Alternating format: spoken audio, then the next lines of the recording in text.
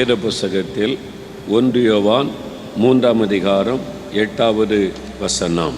பாவம் செய்கிறவன் பிசாசினால் உண்டாயிருக்கிறான். ஏனெனில் பிசாசானவன் ஆதி முதல் பாவம் செய்கிறான். பிசாசினுடைய கிரியைகளை அழிக்கும்படிக்கே தேவனுடைய குமாரன் வெளிப்பட்டார். பிசாசினுடைய கிரியைகளை அழிக்கும்படிக்கு தேவகுமாரனாகிய இயேசு இந்த உலகத்திலே வெளிப்பட்டார். 2000 ஆண்டுகளுக்கு முன்பாய் வானத்தையும் பூமியை உண்டாக்கின தேவன் மனிதனாக இந்த உலகத்தில் வந்தார். அப்பொழுது அவருக்கு கொடுக்கப்பட்ட பெயர்தான் இயேசு கிறிஸ்து என்பது. காணக்கூடாத இறைவன், ஒருவரும் சேரக்கூடாத ஒளியில் வாசம் பண்ணுகிறவர், மனிதரில் ஒருவரும் கண்டிராதவர், நம்மை போல ஒரு மனிதனாக இந்த உலகத்தில் அவதரித்தார். அவர் தன்னுடைய தெய்வீக தன்மையை பரலோகத்திலே வைத்துவிட்டு சாதாரண ஒரு மனிதனாக இந்த உலகத்தில் அவதரித்தார். அவர் எதற்காக இந்த உலகத்திற்கு வந்தார்? பாவிகளை ரட்சிக்க கிறிஸ்து இயேசு உலகத்தில் வந்தார். இழந்து போனதை தேடவும் ரட்சிக்கவும் இயேசு உலகத்தில் வந்தார். இந்த மாதிரி பல காரியங்கள் சொல்லப்பட்டிருக்கிறது. அதில் ஒரு முக்கியமான காரியம், பிசாசனுடைய கிரியைகளை அழிக்கும்படிக்கு இயேசு கிறிஸ்துவாக தேவன் இந்த உலகத்தில் வந்தார். இந்த பிசாசானவன் யார்? அவனுடைய கிரியைகள் என்ன? நமக்கு தெரிந்திருக்க வேண்டிய இந்த உலகத்தில் 2 விதமான வல்லமைகள் கிரியை செய்கிறது முழு உலகத்திலேயும். ஒன்று, நம்மை உண்டாக்கின தேவனுடைய வல்லமை. தேவன் எப்பொழுதும் நன்மை செய்கிறவர். இயேசு கிறிஸ்து நன்மை செய்கிறவராய் சுற்றி தெரிந்தார். இயேசுவுக்கு தீமை செய்ய தெரியாது. இயேசு ஜனங்களுக்கு நன்மை செய்கிறவர், விடுதலை கொடுக்கிறவர், சுகம் கொடுக்கிறவர், கண்ணீரை துடைக்கிறவர், ஆறுதல் படுத்துகிறவர், மக்களுடைய துக்கத்தை மாற்றி மகிழ்விக்கிறவர். அதான் இயேசு. ஆனால் இந்த உலகத்தில் இன்னொரு வல்லமை இருக்கிறது. அது சாத்தானுடைய வல்லமை. இதை தீய வல்லமை என்று மக்கள் சொல்லுவாங்க. தீய வல்லமை என்பதாக. அதை குறித்து பைபிளில் வேதத்தில் சொல்லப்பட்டது சாத்தானுடைய வல்லமை, பிசாசனுடைய ஒரு வல்லமை. அவன் ஆண்டவருக்கு விரோதமாக எப்பொழுதும் கிரியை செய்கிறவன். ஆண்டவர் நன்மை செய்தால் அவன் தீமை செய்வான். உலகத்தில் நடக்கிற அத்தனை தீமைகளுக்கும் காரணம் இந்த பிசாசானவன் தான். அவனை குறித்து இயேசு சொல்லும் பொழுது, யோவான் எழுதின சுவிசேஷம் 10ஆம் அதிகாரம் 10வது வசனத்தில் இயேசு சொல்லுகிறார், இந்த பிசாசை குறித்து, அவன் திருடன், அவன் திருடவும் கொல்லவும் அழிக்கவும் வருகிறான். மனிதர்களுடைய சமாதானத்தை திருடி விடுவான், மனிதருடைய சுகத்தை திருடி விடுவான், மனிதர்களுடைய நம்பிக்கையை திருடி விடுவான். இந்த மாதிரி அவன் திருடன், அவன் கொல்லுகிறவன், அழிக்கிறவன் என்று இயேசு அவனை பற்றி சொல்லுகிறார். நம்முடைய வாழ்க்கையில் உள்ள எல்லா தீமைக்கும் காரணம் அந்த பிசாசை தான். பாவத்தை கொண்டு வந்து நம்முடைய சமாதானத்தை கெடுத்து விடுவான். ஒரு வியாதியை கொண்டு வந்து நம்முடைய சரீர ஆரோக்கியத்தை திருடி விடுவான். குடும்பத்துக்குள்ளே குழப்பத்தை கொண்டு வந்து குடும்ப சமாதானத்தை அழித்து விடுவான். ஆண்டவர் நமக்கு செய்கிற நன்மைகளை தடுப்பதும் அதை கெடுப்பதும் இந்த பிசாசானவன் தான். அவன் தீமை செய்கிறவன். அவனுக்கு நன்மை செய்ய தெரியாது. ஆனால் நன்மை செய்வதை போல ஏமாற்றுகிறவன் இந்த பிசாசானவன். அவன் ஏமாற்றுக்காரன்.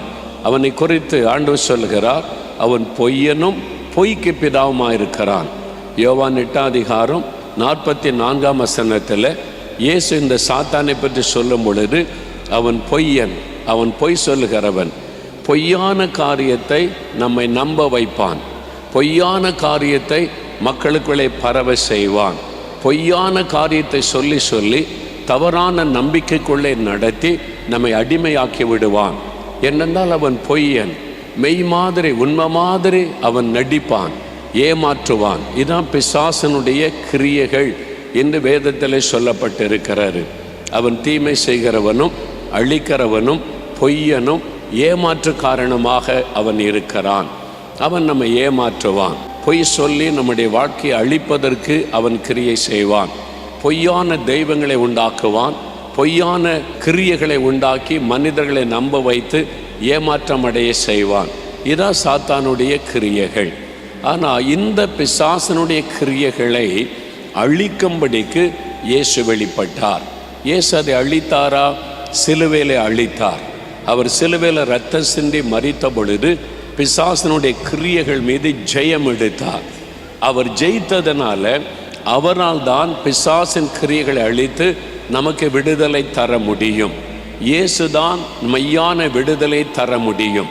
அதனால் தான் யோவான் 8:36 இயேசு சொல்லுகிறார், இயேசு கிறிஸ்துவாகிய நான், குமாரனாகிய நான் உங்களை விடுதலையாக்கினால் நீங்கள் மெய்யாகவே விடுதலை ஆவீர்கள் என்று இயேசு சொல்லுகிறார். மெய்யான ஒரு விடுதலை இயேசுதான் தர முடியும். ஏனென்றால் பிசாசானவன் பொய்யான விடுதலைகளை காண்பித்து நம்மை ஏமாற்றி விடுவான். அதனால் ஆண்டவர் நமக்கு மெய்யான விடுதலை தருகிறவர் என்பதை நாம் அறிந்து கொள்ள வேண்டும்.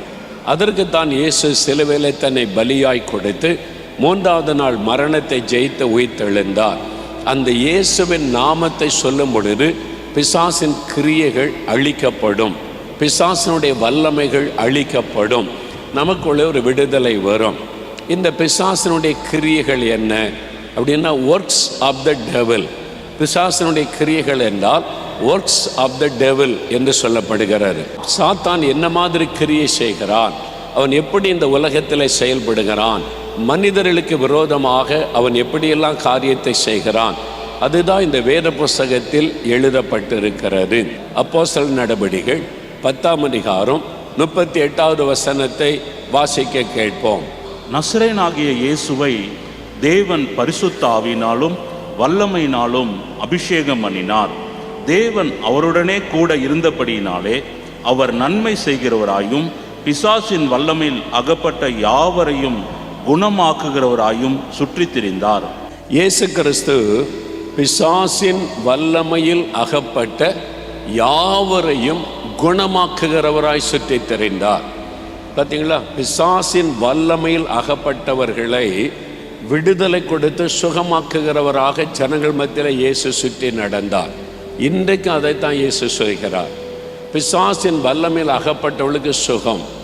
இயேசு போன இடத்துலெல்லாம் வியாதியஸ்தரை குணமாக்கினார்.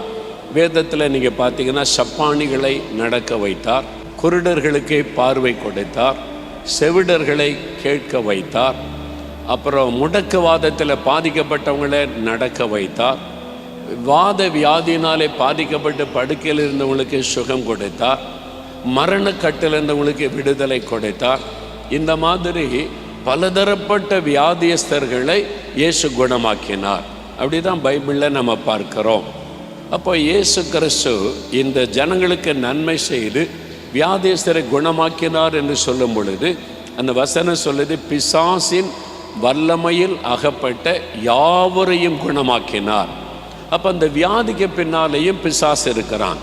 பாவத்துக்கு பின்னால் பிசாசு இருந்து எப்படி செயல்படுகிறானோ அதே மாதிரி வியாதிக்கு பின்னாலும் பிசாசு இருக்கிறான்.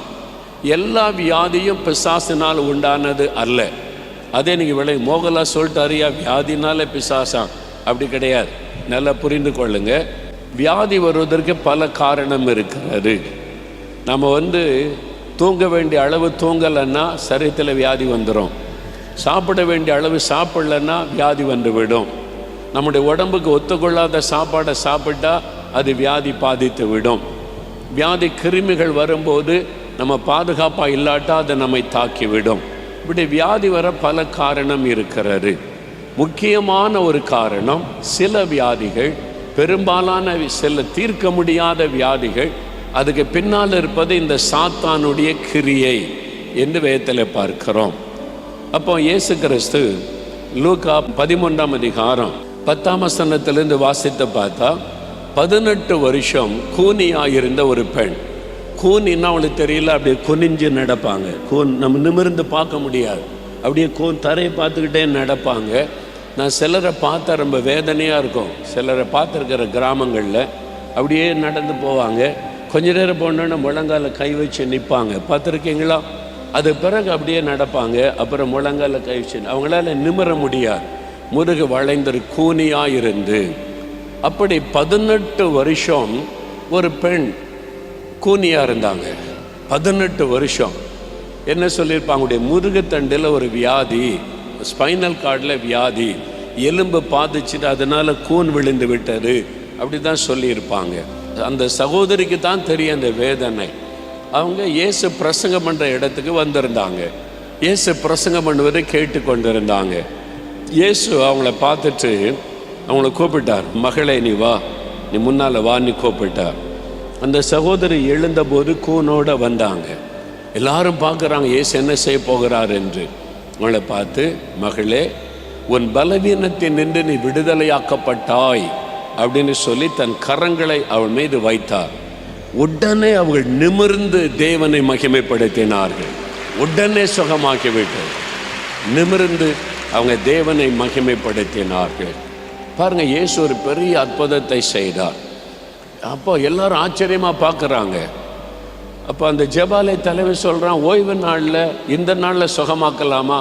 பாருங்கள், மதத்தினால மக்களுக்கு ஆண்டவர் நன்மை செய்வதை கூட அவன் தடுக்க பார்க்குறான். மத வைராக்கியம். ஜெபாலய தலைவர் சொல்கிறான், இப்படிலாம் அங்கே அற்புதம் செய்யக்கூடாது, இப்படிலாம் வந்து சுகம் பெறக்கூடாது, கடவுளை நம்புங்க போகிறோம், அது என்ன சுகம் பெறுவது இந்த ஓய்வு நாளில் அப்படின்னு சொல்கிறான். இயேசு சொன்னார் 16ஆம் வசனத்தில், சாத்தான் 18 வருஷமாய் கட்டி வைத்திருந்த இவளை குணமாக்க வேண்டியது அவசியம் அல்லவா? அது ஓய்வு நாளாக இருந்தானே, எந்த நாளாக இருந்தானே, அடிமைத்தனத்தில் அவள் விடுதலை பெறணுமே. அப்போ இயேசு சொல்லுகிறார், 18 வருஷம் சாத்தான் அடிமையாக்கி வைத்திருந்தான். அவளை கூனியா வைத்திருந்தது சாத்தான், பிசாசு. அவளுடைய சரீரத்தை தாக்கி அவளை பலவீனப்படுத்தி கூனியாக்கி வைத்திருந்தது. நான் இந்த மாதிரி அற்புதத்தை பார்த்துருக்கிறேன். ஒரு சமயம் மத்திய பிரதேசத்துக்கு ஊழித்து போயிருந்தோம். மத்திய பிரதேசத்தில் வட இந்தியாவில் ஒரு கிராமத்தில் கூட்டம் ஒழுங்கு பண்ணியிருந்தாங்க. பல கிராமத்திலிருந்து ஆதிவாசி மக்கள் அவங்க நிறைய பேர் வந்திருந்தாங்க. அப்போ வந்து கூட்டத்தில் வசனத்தை பிரசங்கம் பண்ணி நான் ஜெபத்தை நடத்தி கொண்டிருந்தேன். என்னுடைய செய்தியை பிஷப் தேவதாஸ் அவங்க தான் மொழிபெயர்த்து கொண்டு இருக்கிறாங்க. அவங்க மொழியில் டிரான்ஸ்லேட் பண்ணிக்கிட்டு இருக்கிறாங்க. ஜெபம் நடந்து கொண்டு இருக்கிறது. திடீர்னு எல்லாம் சத்தம் போடுறாங்க, கூச்சல் போடுறாங்க, பலமாக சத்தம் இருக்குது. நான் கண்ணத்தை மூடி ஜெபிச்சுக்கிட்டு இருக்கேன். என்னடா அது திடீர்னு சத்தமாக இருக்குது, ஜெப நேரத்தில் இப்படி கூச்சல் போடுறாங்களே, கை தட்டுறாங்க, கூச்சல் போடுறாங்க, ஒவ்வொன்று சத்தம் போடுறாங்க. நான் கண்ணை திறந்து பார்த்தா எல்லாரும் கையை தட்டுறாங்க, கூச்சல் போடுறாங்க, ஸ்டேஜுக்கு முன்னால் எட்டி எட்டி பார்க்குறாங்க. எனக்கு ஒன்றும் புரியலை. நான் என்னென்னு கண்ணை திறந்து ஜெபத்தை பாதியில் நிறுத்திட்டு நான் பார்க்குறேன். ஒரு அம்மா இங்கேருந்து அங்கே ஓடுது, இங்கேருந்து இங்கே ஓடுது, அப்படியே ஓடுது. அந்த அம்மாவை பார்த்து எல்லாம் சத்தம் போடுறாங்க, கை தட்டுறாங்க. நான் பிஷப் தேவதாஸ் பிரதர்கிட்ட கேட்டேன், இங்கே என்ன நடக்குது பிரதர், ஏன் இப்படி சத்தம் போடுறாங்க, ஏன் இந்த அம்மா ஓடிக்கிட்டு இருக்குது? அப்போ அவங்க சொன்னாங்க, இந்த அம்மா பல வருஷமாக கூனியாக இருந்தது, அந்த அம்மாவில் நிமிர்ந்து நடக்க முடியாது. இந்த ஊர் மக்களுக்கெல்லாம் அது தெரியும், இப்படி தான் நடக்கும். இப்போ ஜெப நேரத்தில் கூன் மாறி எழும்பி விட்டாரு, நிமிர்ந்து விட்டாரு. கூனியாக இருந்த இந்த பெண்ணை இயேசு குணமாக்கிட்டாரு. அது சுகம் பெற்ற சந்தோஷத்தில் அங்கே இங்கே ஓடுது. இப்போ நான் சுகமாயிட்டேன்னு சொல்லி இந்த மக்களுக்கெல்லாம் இந்த பெண்ணை தெரியும். அதனால இயேசு அற்புதம் செய்தாட்டான்னு சத்தம் போடுறாங்க என்று. இயேசு கிறிஸ்து நேற்றும் இன்றும் என்றும் மாறாதவர். அன்றைக்கு அற்புதம் செய்த இயேசு இன்றைக்கும் அற்புதம் செய்கிறவர். நான் அந்த அம்மாவுக்காக ஜெபிக்கவே இல்லை. அந்த அம்மா கூட்டத்தில் உட்கார்ந்து இருந்தது. நான் பொதுவாக தான் ஜெபம் பண்ணேன். இயேசுவின் நாமத்தில் எல்லாரும் சுகமாகட்டும், விடுதலையாகட்டும் தான் ஜெபம் பண்ணினேன். அந்த அம்மா கூனியாக வந்திருப்பது எனக்கு தெரியாது. அந்த அம்மாவுக்காக தனியாக நான் ஜெபிக்கவும் இல்லை. பொதுவாக ஜெபிக்கும் போது அற்புதம். அப்போ அந்த அம்மா விசுவாசித்தார். இன்றைக்கு இயேசுவின் வல்லமை விசுவாசித்தீங்கன்னா நடக்க முடியாத நீங்கள் எழும்பி நடப்பீங்க. காது கேட்காதவங்களுக்கு காது திறக்கப்படும், கண்கள் பாதிக்கப்பட்டவங்களுடைய கண்கள் திறக்கப்படும். நீங்கள் விசுவாசிக்கணும். மோகலாசஸ் ஏதாவது செய்வான்னு பார்த்துக்கிட்டே இருந்தீங்கன்னா ஒன்றும் நடக்காது. இயேசு என்னை தொடுவார், இயேசு என்னை நடக்க வைப்பார், இயேசு எனக்கு அற்புதம் செய்வார். அந்த விசுவாசத்தோடு இருந்தீங்கன்னா இன்றைக்கு நீங்கள் நடந்து வீட்டுக்கு போவீங்க. வீல் சேரில் வந்தவங்க நடந்து போவீங்க. நான் விசுவாசிக்கிறேன். இந்த மாதிரி அற்புதங்களை பார்த்திருக்கிறேன். அந்த சாத்தானுடைய கட்டு அறுக்கப்பட்ட உடன் விடுதலை. ஆஸ்துமா வியாதி, ஆர்த்தரைட்டிஸ் வியாதி, நடக்க முடியாத கால்கள், இந்த மாதிரிலாம் பிசாசு முடக்கி விடுவான். முடக்குவாதத்தை கொண்டு வருவது ஒரு ஆவி. வாத வியாதியை கொண்டு வருவது ஒரு ஆவி, நடக்க முடியாதபடி காலை முடக்குவது ஒரு பலவீனப்படுத்துகிற ஆவி. அந்த ஆவி வெளியேறிட்டா உடனே உங்களுடைய கால் செயல்பட ஆரம்பிச்சிடும், உங்களுடைய சரீரத்தில் இருக்கிற நோய் மறைந்து விடும். கேன்சர் பல காரணம் உண்டு.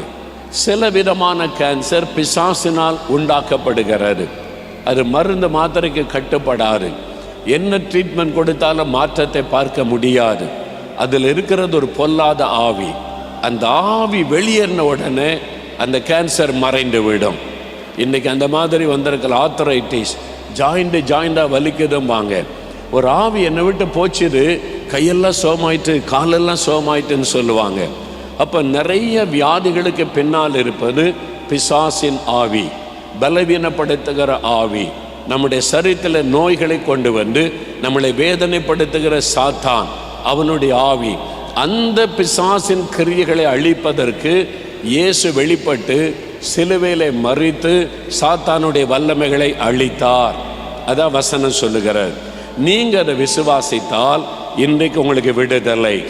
உங்களுடைய சரீரத்தை விட்டு அந்த ஆவி வெளியேறி போவதை உணர்வீர்கள். அந்த ஆவி வெளியேறி போனதை ஒவ்வொருக்கும் ஒவ்வொரு அனுபவம். சிலர் சொல்ல, நான் மயங்கி விழுந்துட்டேன், எழும்பி பார்த்துட்டா விடுதலை ஆக்கி விட்டார், அந்த ஆவி போய்விட்டார். சிலர் சும்மா நின்றுக்கிட்டே இருந்தேன், ஏதோ ஒன்று என்னை விட்டு வெளியேறி போன மாதிரி இருந்துச்சு, சுகமாயிட்டேன். சிலர் சொல்லுவாங்க, என்ன நடந்ததுன்னு தெரியல, ஒரு புகை மாதிரி என்னை விட்டு போச்சு, சுகமாயிட்டேன். அந்த அசுத்தாவி வெளியே போகும்போது எல்லாரையும் விட்டு ஒரே மாதிரி போகாது. சிலர் அலைக்கழித்து தள்ளிட்டு போகும், சிலரை விட்டு அமைதியாய் போய்விடும், சிலரை விட்டு அப்படியே அசைத்து விட்டு போய்விடும். ஆனாலும் ஆவி அந்த வெளியேறின உடனே விடுதலை உண்டாக்கிவிடும். இன்றைக்கு உங்களுடைய சரீரத்தில் இருதய பிரச்சனை, கிட்னி ப்ராப்ளம், கல்லீரலில் பிரச்சனை, உங்களுடைய நுரையீரலில் பிரச்சனை, சுவாச உறுப்பில் பாதிப்பு. ஒரு சகோதரர் முடிய மூச்சு இழுத்துக்கிட்டே இருக்கு, சுவாச உறுப்பு, அவனுடைய சுவாச உறுப்பை பாதிக்கப்பட்டு சுவாசிக்க முடியல, மூச்சு இழுக்க கஷ்டம், அவனுடைய நுரையீரல் பம்ப் பண்ண கஷ்டப்படுகிறாரு. அப்படியே ஒரு மரண போராட்டம். அவனுக்கு செபிச்ச உடனே நல்ல அவளால் மூச்சு விட முடியுது, ஃப்ரீ ஆகி விட்டாரு. எத்தனையோ வருஷமா மூச்சு விட கஷ்டப்பட்டவங்க செபித்த உடனே நல்லா மாறிட்டு. என்ன நடந்ததுன்னு கேட்டால், ஜெபம் பண்ணும்போது ஏதோ ஒன்று என்னை விட்டு வெளியேறி போச்சுது, என்னால் ஃபீல் பண்ண முடிந்தது, போன உடனே சரியாகி விட்டார். அந்த சுவாச உறுப்பை தாக்கி இருந்த பிசாசு வெளியேறின உடனே அது செயல்பட ஆரம்பித்து விட்டார். சாத்தானுடைய சரீரத்தை தாக்க முடியும். சிலருடைய கர்ப்பப்பையை அவன் தாக்கி கர்ப்பம் உண்டாகாதபடி தடுத்து கொண்டே இருப்பான். அது ஒரு பொல்லாத ஆவி, கர்ப்பத்தை தடை செய்கிற ஆவி. அது சர்ப்பத்தின் ஆவி, பாம்பின் ஆவி. அந்த கர்ப்பத்தின் ஆசீர்வாதத்தை கொன்று கொண்டே இருப்பான்.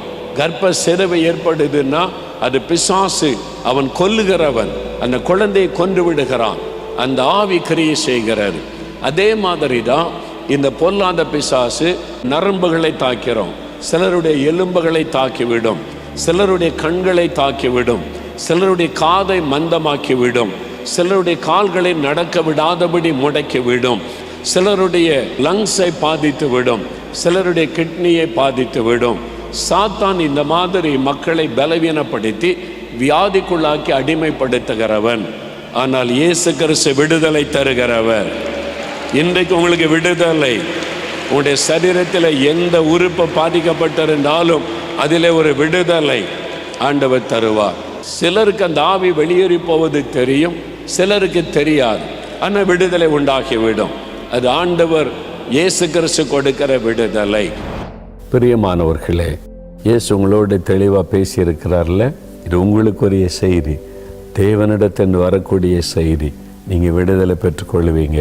ஒரு நோய், ஒரு வியாதி, ஒரு பலவீனம் சாத்தான் உங்களை தாக்கியிருக்கலாம். உங்களுடைய குடும்பத்தில் யாரோ ஒருவரை தாக்கி நோய் படுக்கையில் வச்சிருக்கலாம். உங்களுடைய குழந்தைகள், உங்களுடைய மனைவி, கணவர், யாரோ ஒருவர் பாதிக்கப்பட்டு கலைஞன்னு இருக்கலாம். டாக்டர்ஸ் ஒன்றும் இல்லைன்னு சொல்கிறாங்க, மருந்தெல்லாம் வேலை செய்ய மாட்டேங்குது, எல்லாரும் கைவிட்டுட்டாங்க, நீ கலங்குறீங்களா? பயப்படாதங்க. பிசாசின் வல்லமையில் அகப்பட்ட எல்லாரையும் இயேசு குணமாக்கினார் அப்படின்னு வேதத்தில் பார்த்தோம்ல, உங்களை குணமாக்குவார். விசுவாசிங்க. உங்களுக்கு ஒரு விடுதலை சுகத்தை கொடுக்க சிலுவையில் ரத்தம் சிந்தி மறித்திருக்கிறார். அவருடைய தழும்புகளால் குணமாகிறோம். அவருடைய தள்ளும்புள்ள கரம் உங்களுக்காக நீட்டப்பட்டிருக்குது. இப்போ நான் ஜெபிக்க போகிறேன். வியாதியுள்ள இடத்துல கை வைங்க. எங்கே சுகம் வேணும்? கட்டி இருக்கிறா, வலி இருக்கிறா, வேதனை இருக்கிறா, இருதயம் பாதிக்கப்பட்டிருக்கா, லங்ஸ் பாதிக்கப்பட்டிருக்கா, அந்தந்த இடத்துல கை வைங்க. அல்லது இருதயத்தில் கை வைத்து கொள்ளுங்க. வியாதிப்பட்ட குழந்தைகள், வியாதிப்பட்ட யாராவது படுக்கையில் இருந்தால் அவங்க மேலே நீங்கள் கை வைத்து கொள்ளுங்க. உங்கள் விசுவாசத்தை வெளிப்படுத்தும்படி நீங்கள் கை வைத்து கொள்ளுங்க.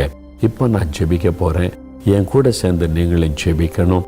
இயேசுவின் தழும்புகளால் சுகமாவீங்க. விசுவாசோடு ஜெபிக்க ஆரம்பிங்க. இயேசுடைய பெயரை சொல்லுங்க. அந்த நாமத்தை சொல்லி கூப்பிடணும். இயேசுவே தொடும், இயேசுவே குணமாக்கும், இயேசுவே விடுதலை தாரும், உம்முடைய தழும்புகளால் சுகம் உண்டாகட்டும். அப்படி சொல்லணும். ஜெபிக்கலாமா? தகப்பனே, இப்பொழுதும் நசரேயனாகிய இயேசு கிறிஸ்துவின் நாமத்தில் உம்முடைய பிள்ளைகளுடைய சுகத்துக்காக ஜெபிக்கிறேன். இந்த வியாதிகளை கொண்டு வருகிற பொருளாதார ஆவிகளை நான் கடிந்து கொள்கிறேன். இயேசுவின் நாமத்தில் ஆஸ்துமா நோயை கொண்டு வருகிற பிசாசை கடிந்து கொள்கிறேன். கேன்சர் வியாதியை கொண்டு வருகிற சாத்தானை கடிந்து கொள்கிறேன். குருட்டு ஆவிகள், கண்களை தாக்கி இருக்கிற ஆவிகளை இயேசுவின் நாமத்தில் கடிந்து கொள்கிறேன். செவிட்டு ஆவிகள், காதுகளை அடைத்து கொண்டிருக்கிற செவிட்டு ஆவிகளை கடிந்து கொள்கிறேன் இயேசுவின் நாமத்தில். கேன்சர் வியாதியை கொண்டு வருகிற ஆவிகள், நரம்புகளை, எலும்புகளை தாக்கி வேதனைப்படுத்துகிறேன், பலவீனப்படுத்துகிற ஆவிகளை கடிந்து கொள்கிறேன் இயேசுவின் நாமத்தில். விலகிப்போ இந்த சரீரத்தை விட்டு, விலகிப்போ பொல்லாத ஆவியை இந்த குடும்பத்தை விட்டு. வியாதி படுக்கை மாறட்டும். படுக்கையிலே முடக்கி வைத்திருக்கிற பொல்லாத ஆவிகள் இயேசுவின் நாமத்தில் விலகட்டும். வாத வியாதிகள் விலகட்டும். முடக்கு வாதங்கள் விலகட்டும். திமிர்வாத நோய் விலகட்டும் இயேசுவின் நாமத்தில். நடக்க முடியாத இந்த குழந்தை நடக்கட்டும். சகல வியாதியின் கட்டுகளும் இயேசுவின் நாமத்தில் அறுக்கப்படட்டும். உம்முடைய வல்லமை பாய்ந்து செல்லட்டும். ஒவ்வொருவர் மீதும் இறங்கட்டும். ஒவ்வொரு வீடுகளுக்குள்ளும் சுகமளிக்கிற வல்லமை இறங்கட்டும். விடுதலை இயேசுவின் நாமத்தில் உண்டாகட்டும். சுகம் இயேசுவின் நாமத்தில் உண்டாகட்டும். இயேசுவின் நாமத்தில், இயேசுவின் நாமத்தில் சுகம், இயேசுவின் நாமத்தில் விடுதலை, இயேசுவின் நாமத்தில் அற்புதங்கள் ஒவ்வொருவருக்கும் நடக்கட்டும். நீ தொட்டதற்காய் ஸ்தோத்திரம், சுகம் கொடுத்ததற்காய் ஸ்தோத்திரம். அடியே வாய்தரன் இயேசுவே ஸ்தோத்திரம் சொல்லுங்க.